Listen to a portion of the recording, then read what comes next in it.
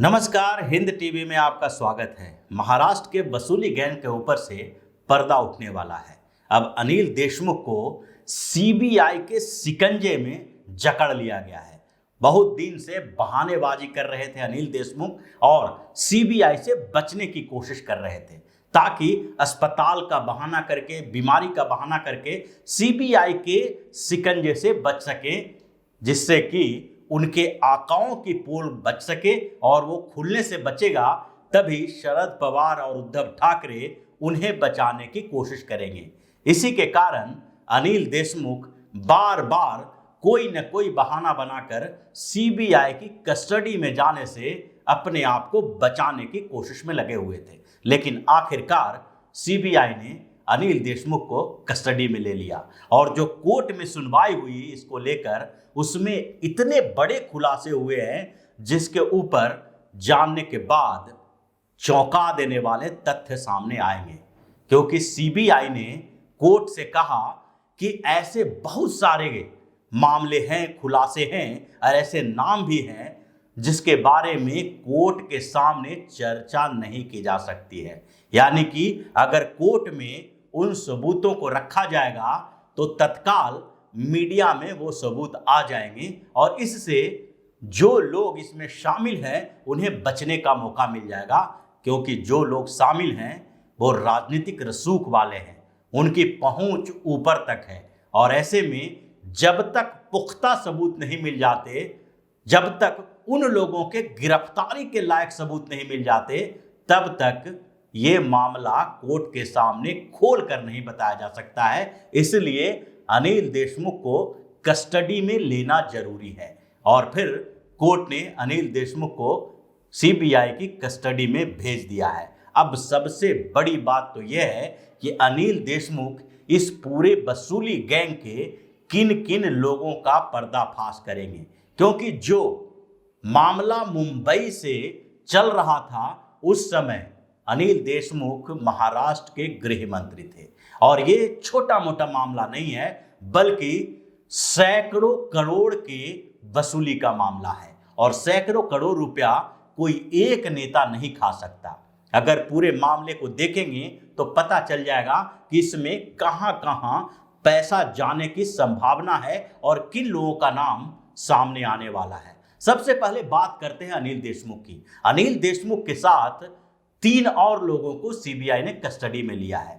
तो अनिल देशमुख के खिलाफ जिनके पास सबूत है और वो 3 नाम हैं सचिन वाजे का, संजीव पलांडे का और कुंदन शिंदे का। ये तीनों नाम बहुत अहम हैं क्योंकि तीनों के तार अनिल देशमुख के इस वसूली कांड से जुड़े हुए हैं।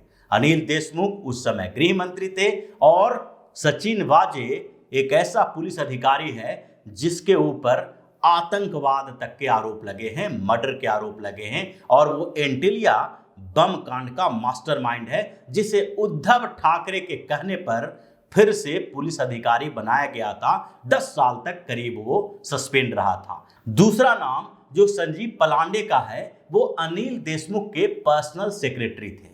अनिल देशमुख अपने काले कारनामे उनके माध्यम से कराया करते थे। और तीसरा नाम कुंदन शिंदे का है। कुंदन शिंदे अनिल देशमुख के पीए थे। अब ये तीनों लोगों को पहले ही सीबीआई ने अपने कस्टडी में ले लिया था और आज अनिल देशमुख को अपनी कस्टडी में ले लिया है। अब इसके आगे की बात करते हैं जो सीबीआई ने कोर्ट को सामान्य तरीके से बताया। सीबीआई ने कहा कि जो वसूली रैकेट मुंबई में चल रहा था उसमें ऑर्केस्ट्रा, बार और रेस्तरां से 100 करोड़ रुपए पर मंथ लेने का टारगेट रखा गया था और अब तक जितने सबूत मिले हैं उसमें प्रथम दृष्टया ये माना जा रहा है कि 400 करोड़ रुपए की वसूली करीब करीब हो चुकी है।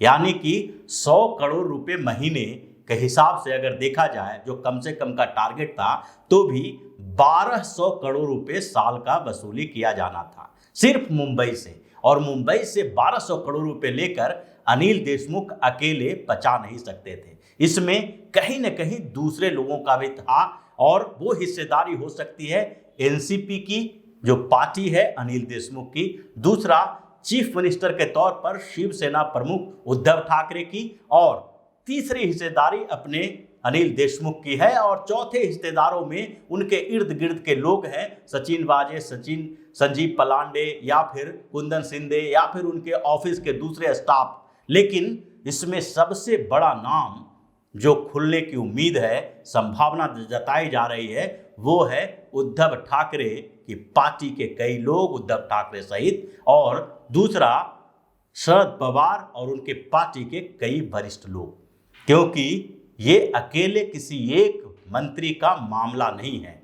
सैकड़ों करोड़ रुपया वसूली जो हो रहा था उसमें कई और लोग होंगे और इसलिए सचिन वाजे, संजीव पलांडे और कुंदन शिंदे के साथ साथ अनिल देशमुख को आमने सामने रख के बातचीत करने के लिए, सबूत इकट्ठा करने के लिए सीबीआई ने वो प्लान बनाया है। अगर ये सारे लोग एक साथ रहेंगे तो अब जो सचिन वाजे पहले अपने बयानों से पलट रहे थे वो पलट नहीं पाएंगे और फिर अनिल देशमुख बताएंगे कि ये जो 400 करोड़ रुपया के करीब अभी तक वसूला गया है वो किन किन के हाथों में गया और हर महीना जो 100 करोड़ रुपया सिर्फ मुंबई से वसूली हो रही थी और उसके अलावा पूरे महाराष्ट्र से हजारों करोड़ रुपए की वसूली हो रही होगी, क्योंकि मुंबई का मामला मुंबई के पूर्व पुलिस कमिश्नर परमवीर सिंह ने उठाया था और पूरे महाराष्ट्र का मामला डीजीपी उठा सकते हैं, दूसरे पुलिस अधिकारी उठा सकते हैं, जो अभी उसका खुलासा होना बाकी है। तो ये हजारों करोड़ का जो वसूली रैकेट चल रहा था उसमें पवार और उद्धव ठाकरे का नाम भी आ सकता है और ये सारा जल्द ही राज खुलने वाला है, क्योंकि अब अनिल देशमुख अपने अंदर के राज को छुपाए नहीं रख पाएंगे। सीबीआई का जो अपना तरीका है वो तरीका इस्तेमाल किया जाएगा और अनिल देशमुख के बाद अब हिरासत में जाने की बारी पवार और उद्धव ठाकरे के लोगों की है। इन दोनों पर भी अब सीबीआई और ईडी का शिकंजा कसेगा। उसके बाद महाराष्ट्र के पूरे वसूली कांड का पर्दाफाश होगा। तो इसी तरह की खबरों के साथ फिर से हाजिर होंगे। तब तक के लिए बने रहिए हमारे साथ और देते रहिए हमें सहयोग, ताकि इसी तरह की खबर हम आपके लिए लाते रहें। धन्यवाद। अगर आपको हमारा वीडियो पसंद आया हो तो इसे लाइक करें, इस चैनल को सब्सक्राइब करें और हाँ, बेल आइकन भी दबाएं ताकि आप तक हमारे वीडियो की नोटिफिकेशन पहुंचते रहें। हमसे जुड़े रहने के लिए अपने सुझाव हमें कमेंट बॉक्स में देते रहें। हमें आपके सुझाव का इंतजार रहेगा। हमारे साथ जुड़ने के लिए धन्यवाद।